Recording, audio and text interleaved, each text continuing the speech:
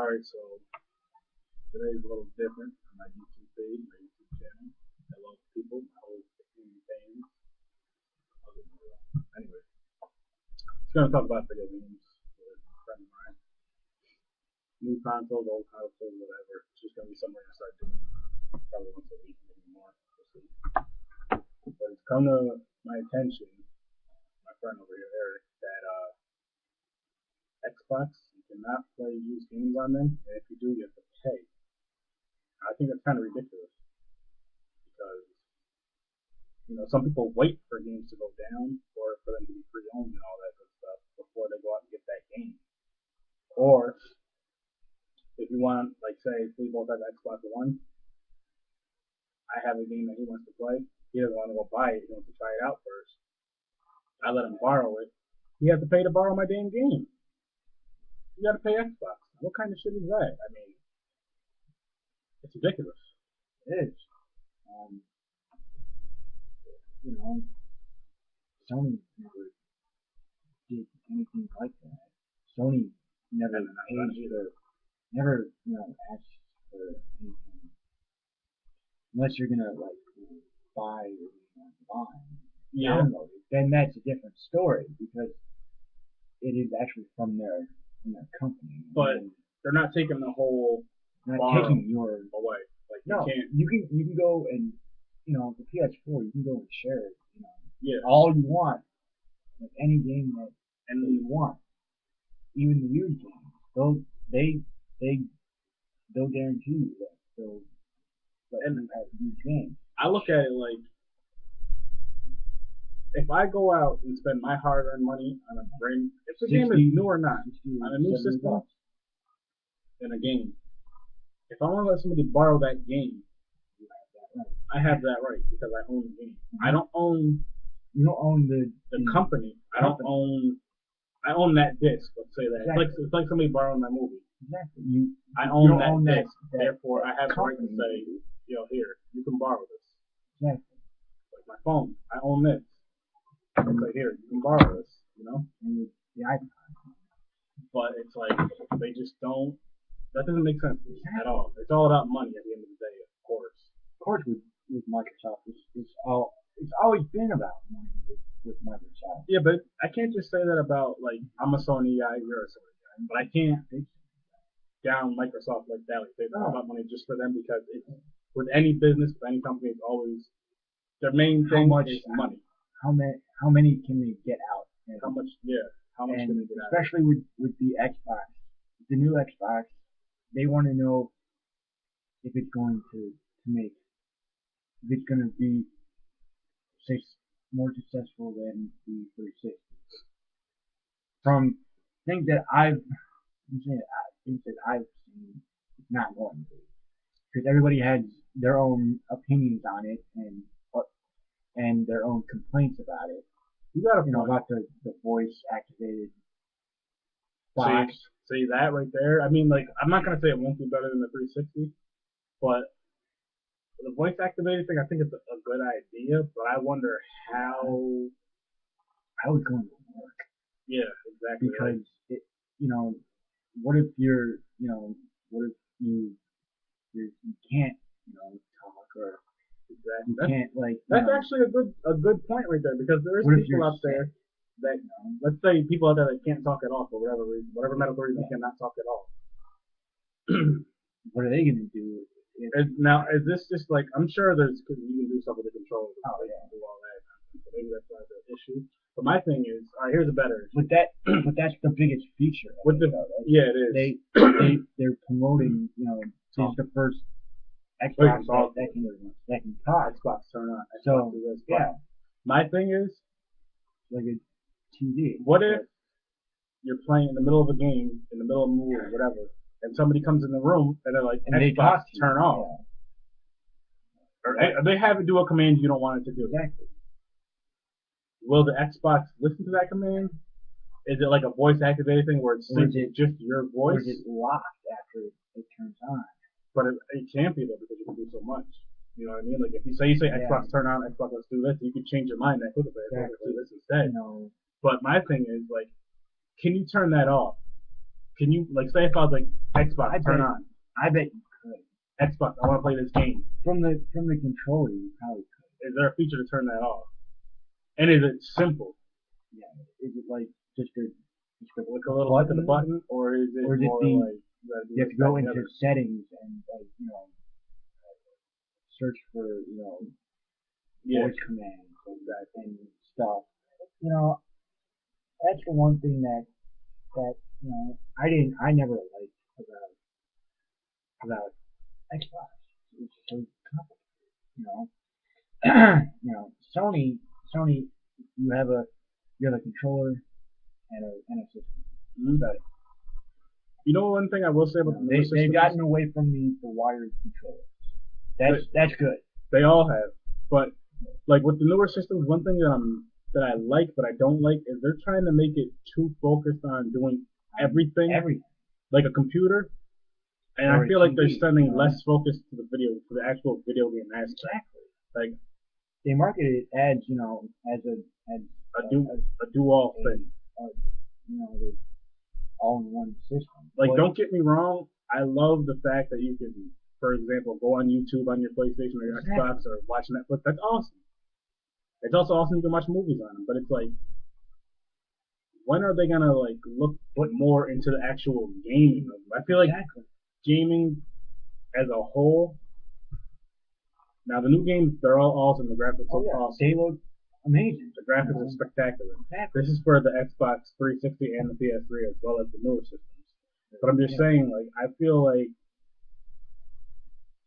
I look at it like this: with the older systems, regular Nintendo's about 30 years old. Yeah. People still play that. Oh, of course. 30 years down the road, will people still be playing the PS3, PS4, Xbox 360, and the Xbox One? I don't know. Because I'm saying, like, nowadays when newer systems come out, you're looking for that next best thing. You're looking for that next awesome graphic, like just ridiculous graphics. Yeah. But my thing is, could you go back and play the PS3, the PS4? I bet you could. And will it be as amazing as the first time? No. No, it won't because it's new. Because it's old. Because you know where you were when you heard about the PS3 or but what I mean though is like with the retro systems. Yeah. You'll still have the retro systems a great time playing those when you go back to playing. Like I have a retro on the PS3 for those who don't know, not PS3. It's a regular Nintendo, a Sega, and a Super Nintendo all in one. Yeah. I think it should have been a 64 instead of a Sega. It would have made more sense. But we'll talk about that later. But I can still go and play that, or and still the GameCube, remember or the 64, and have those just like that thing when you were a child. Just like this is awesome. This is such a fun time. When you really didn't care about all the everything that comes out. You didn't give a care about what came out next. I mean, like I do like where video games are going in a sense. Graphics wise, they're doing great. They're amazing. But it's like, when is it gonna be more? That's more. Now it's more geared for online play too. Exactly.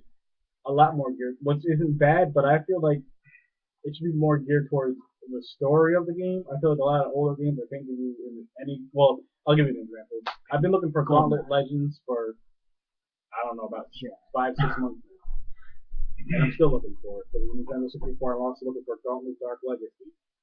But anyways, that game, it's an RPG-ish type of game, I guess you could say. It has a pretty good story to it. It's a fun game. It's a real fun game. 4 players, and it's one of those games where you want to just keep playing with friends. We play it all the time. And that's an arcade. It started as an arcade game. That was like the first multiplayer arcade game. Well, as far as like RPGs, yeah. But it's like, when are they gonna get back to games like that? Like, I really wish they would bring back Gauntlet Legends. I really wish they'd bring back Gauntlet Legends. When are they gonna go back to like simplified things? Yeah, they do make things. I mean, you don't want it too simple to where the game's easy, but you want it simplified as far as the controls. Exactly. And you want it more user friendly. And then you want like You want it to be, you know, a good time. You know, yeah, you don't want it to be there, you know, frustrated out of your mind over what do I do next, you know? I like, and then you like, you know, just give up, yeah, and then and sometimes it's simple as just the controls. And sometimes you know what I'm hating now too. You know what I'm loving slash hating actually. The graphics are amazing, but the storylines are exactly garbage. It's like going to the movies with great features. Everything looks good. There's explosions. There's everything, but the story just sucks. You can have, you know, you hear that, Michael Bay, with the Turtles movie? I'm talking to you. You can have all this, you know, special effects, but if you don't have the story, you don't care about, you know, the people around the story, or in this case, who's playing, you know, the story, it doesn't work. Exactly. And I think that's where most games have fallen short. You know, Call of Duty is an amazing visual, you know, environment, but no one buys it for the environment or the story. They buy that for the online play, which is understandable. But I feel that's like amazing, though, it's cool. It really is. But with a game like that, that's fine. But then there's other games where they just Mortal Kombat, again, the new one is amazing. It's fun, but it's you want to have someone else to play with. But you know? my thing was like with Call of Duty, let's say. I don't know much about the game because I don't play it. So if I'm wrong, and if you're watching this video and you see this part, you know, you can let me know if I'm wrong. But I feel with the story mode I used to play once in a while. It's not. It was fun from the older ones, but from the newer ones, I heard it's not as great. But I feel like they should bump up story mode, make story mode good, and then make it co-op. Make it co-op online with a few people, not just with one other person. Make it co-op online, maybe even against other people. Like, you know, through the story, you know, co-op through the story. Like the online mode, I think it's cool if you like that kind of game. Yeah. I'm not a big fan of it, but like, you know how they have the online, you have like 8-on-8 or whatever. Yeah. Now, what if they had something similar to that, the deathmatch 8-on-8, as far as that goes, but like a group of 16 going through the whole game, but the game being long, similar to like an MMO, but not as big, or 8-on-8, but like say. It's like a story, but you can choose which side of the story you want to be on. Like this side of the story, I don't know the story mode of the game. Let's say this side of the story, you're going through the missions or whatever to get through the game to figure out whatever you got to figure out to save whoever you got to save or whatever. And then on the other side, you're the bad team. Like you're doing this, and this. Exactly. That would be awesome. To prevent that stuff from happening. That would be kind of fun. To change the outcome of the game, like. You know, you both have missions, and you end up meeting up in the middle, like the end, not even at the end, like every so often. Exactly. Like if this team wins at the end, this happens. If that team wins at the end, that happens. But it would just be so much more fun. And I might even get the game figured something like that. But yeah, you know, people do like the whole deathmatch thing, which it's selling, it works for the game, which there's nothing wrong with. You know that there I'm just throwing out some ideas. Exactly. And you know they have, you know, in every Call of Duty game they have zombie mode. I know that they can't really do much with that, but you know at least give the players the choice there to be either a zombie or that would be a person. Because you can have a team of zombies or a team of people, but then they could say you could play a game like Resident Evil, one of those online games or something like that. But still, I'm saying if you're gonna throw the zombies in there, do more than just leveling, going through levels and killing. Survival mode, yeah. And then let's go back to the newer systems. We were having a little discussion earlier, and we were talking about like say if either the Xbox One, kind of hard saying that, the Xbox One, Microsoft, PS4, or the PS4, and I gotta use PS3 / Sony. If one of those systems fail, to the point where it's like obsolete, like Sega, to where there's no more being made. Who's gonna, you know? What would happen, like, if Sony or Microsoft won?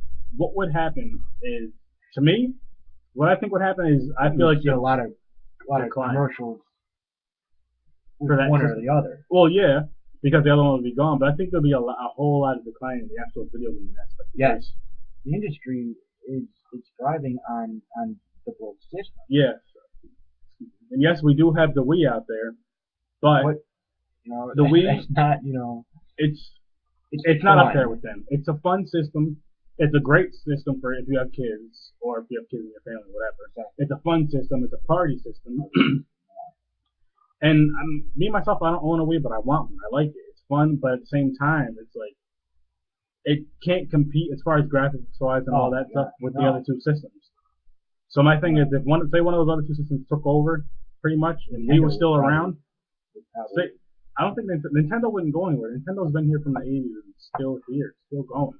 But my thing is, like, they haven't come out with I feel like it would be if PS4 or the Xbox One, if they were just the only systems around, I feel like it would be kind of watered down in a sense. And I'll give you a great example. You have just you just have the two systems. You just have the one main system. I'll give you a good example. For all you people that play Madden or the college football game that's out now.